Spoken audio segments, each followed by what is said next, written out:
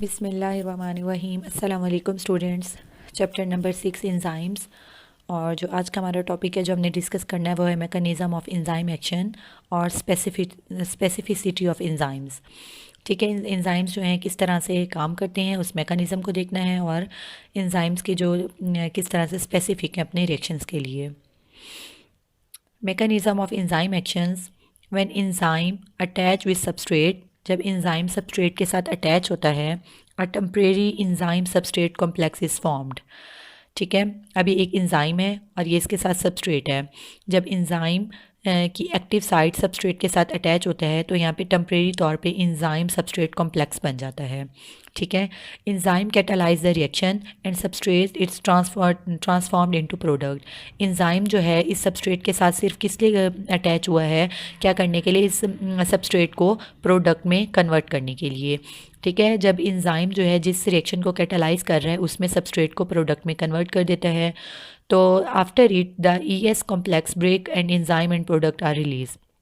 अब enzyme substrate के साथ अटैच हुआ और यहाँ पे टेम्परेरी एंजाइम सबस्ट्रेट कॉम्प्लेक्स बन गया। जब इसने एंजाइम ने सबस्ट्रेट को प्रोडक्ट में कन्वर्ट कर दिया तो नतीजतन क्या बन गया, प्रोडक्ट और एंजाइम सेपरेट हो जाते हैं।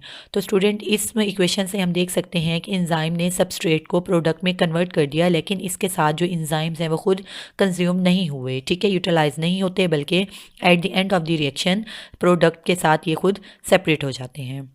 In order to explain the mechanism of enzyme action, enzymes action के मैकेनिज़्म को एक्सप्लेन करने के लिए German chemist Emil Fischer in 1894 propose lock and key model. ठीक है, एक जर्मन केमिस्ट एमिल फिशर ने 1894 में एक मॉडल प्रपोज किया जिसको हम कहते हैं lock and key model. According to this model, इस मॉडल के अकॉर्डिंग क्या था, both enzymes and substrate possess specific shape that fix exactly into one another. This model explain enzyme specificity. अब लॉक एंड की मॉडल क्या था, उसमें कहते हैं कि लॉक एंड की मॉडल में कि एंजाइम और सबस्ट्रेट दोनों की जो है शेप स्पेसिफिक होती है। ठीक है, अब जैसे ये वाला सबस्ट्रेट है, इसकी ये शेप है, तो इसके लिए इसी तरह का एंजाइम ही होगा जिसकी ये शेप स्पेसिफिक होगी और ये वाला सबस्ट्रेट आकर इसके साथ बाइंड हो जाएगा, अटैच हो जाएगा और यहाँ पे एंजाइम सबस्ट्रेट कॉम्प्लेक्स बन जाएगा। इस एंजाइम ने इस सबस्ट्रेट को प्रोडक्ट में कन्वर्ट करना है, इसको ब्रेक डाउन करना है। जिस प्रोडक्ट में कन्वर्ट किया तो ये ब्रेक डाउन हो गया, यहाँ पे एंजाइम सेपरेट हो गया और यहाँ पे प्रोडक्ट सेपरेट हो गया। लेकिन लॉक एंड की मॉडल का जो मेन डिफ़ाइन है वो ये है कि एंजाइम और सबस्ट्रेट दोनों की जो है शेप स्पेसिफिक होती है, जो एक दूसरे के अंदर फिट आ जाते हैं। ठीक है, इसी तरह से नेक्स्ट जो है, in 1958 an American biologist Daniel Koshland suggest a modification to lock and key model. 1958 में एक अमेरिकन बायोलॉजिस्ट जिसका नाम डैनियल कॉशलैंड था, उसने क्या किया, इस लॉक एंड की मॉडल को चेंज किया, सजेस्ट मॉडिफिकेशन की, और उसने क्या प्रपोज किया, इंड्यूस फिट मॉडल। उसने जो नया मॉडल दिया उसका नाम कहा गया इंड्यूस फिट मॉडल। इस मॉडल में क्या कहा गया है, according to this model active site is not a rigid structure.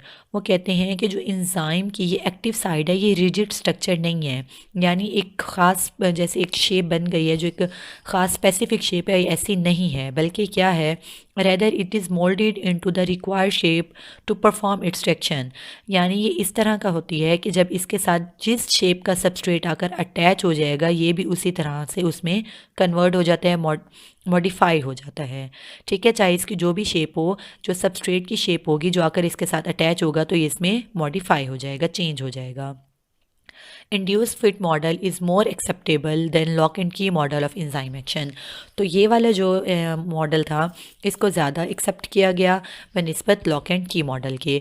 उसमें उन्होंने कहा था कि एंजाइम एंड सबस्ट्रेट दोनों की शेप स्पेसिफिक होती है, लेकिन इस मॉडल में बताया गया कि ये जो एक्टिव साइड है ये रिजिड नहीं होती, बल्कि इसके साथ जिस तरह का एंजाइम आकर अटैच होगा वो उसी तरह से उसमें चेंज हो जाती है, उस तरह की उसकी शेप बन जाती है। तो एंजाइम है ये एक्टिव साइट है, ये सबस्ट्रेट जब इसके साथ अटैच होता है तो active site change its shape. तो एक्टिव साइट ने जो अपनी शेप ये देखें पहले इस तरह की थी, लेकिन यहाँ पे जो इसकी शेप ये इस तरह से हो गई, तो इसने चेंज कर दिया, एंजाइम सबस्ट्रेट कॉम्प्लेक्स बन गया। ये एंजाइम को प्रोडक्ट में कन्वर्ट करेगा और एंजाइम जो है सेपरेट हो जाएगा। तो ये वाला मॉडल जो है ज़्यादा एक्सेप्ट किया गया बनिस्बत लॉक एंड की मॉडल के।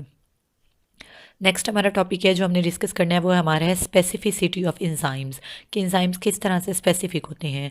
There are over 2000 known enzymes, अब तक जो हैं 2000 इंजाइम्स के बारे में जानते हैं। Each of which is involve in one specific chemical reaction. अब जो हर एक इंजाइम जो है वो एक ख़ास केमिकल रिएक्शन के लिए स्पेसिफिक है। Enzyme are also substrate specific, इसी तरह जो इंजाइम्स हैं जब वो रिएक्शन के लिए स्पेसिफिक हैं तो वो अपने सबस्ट्रेट के लिए भी स्पेसिफिक हैं, यानी एक इंजाइम एक अपने सबस्ट्रेट से ही अटैच होता है। The enzyme protease, for example यहाँ पे हमें बता रहे हैं कि जो एंजाइम प्रोटीएज है जिसका काम क्या है, which break peptide bond in proteins, जो प्रोटीन्स के अंदर पेप्टाइड बॉन्ड्स होते हैं उनके वो ब्रेक डाउन करता है। Will not work on starch, ठीक है। तो जो प्रोटीएज है वो सिर्फ प्रोटीन्स के लिए अपना सबस्ट्रेट, प्रोटीएज का सबस्ट्रेट क्या है, प्रोटीन है, तो वो सिर्फ प्रोटीन के लिए स्पेसिफिक है, वो स्टार्च पे काम नहीं करता। Which is broken down by an enzyme amylase, अब स्टार्च को ब्रेक डाउन करने के लिए कौन सा एंजाइम है, अमाइलेज है। तो इसी तरह से जो इंजाइम्स जो हैं वो अपने सबस्ट्रेट के लिए और केमिकल रिएक्शन के लिए स्पेसिफिक होते हैं।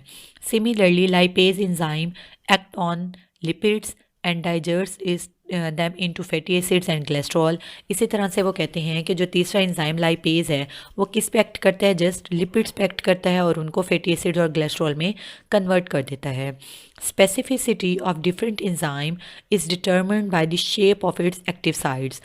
अब ये क्यों है, क्यों स्पेसिफिक है, क्योंकि इंजाइम्स जो हैं, डिफरेंट इंजाइम्स जो हैं वो किस तरह से उनकी स्पेसिफिसिटी को हम डिटरमिन कर सकते हैं उनकी शेप, एक्टिव साइट की शेप्स की वजह से, यानी उनकी एक्टिव साइट की जैसी शेप होगी उसके साथ वैसे ही सबस्ट्रेट आकर अटैच होता है।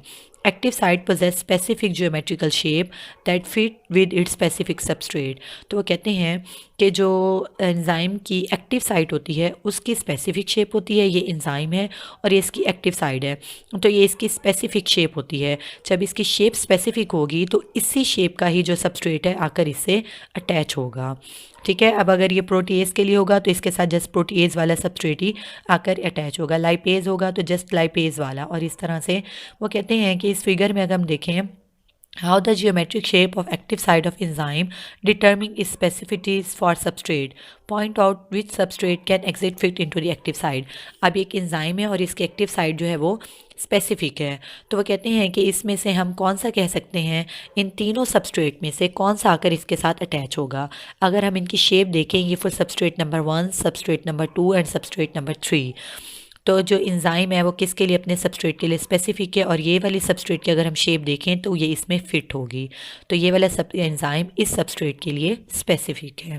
तो इस तरह से हम कह सकते हैं जो इंजाइम्स जो हैं वो अपने सबस्ट्रेट के लिए स्पेसिफिक होते हैं और अपने रिएक्शंस के लिए भी स्पेसिफिक होते हैं। ठीक है स्टूडेंट्स, यहाँ तक हमारा चैप्टर कंप्लीट हो गया है। जज़ाकल्लाह, अल्लाह हाफिज़।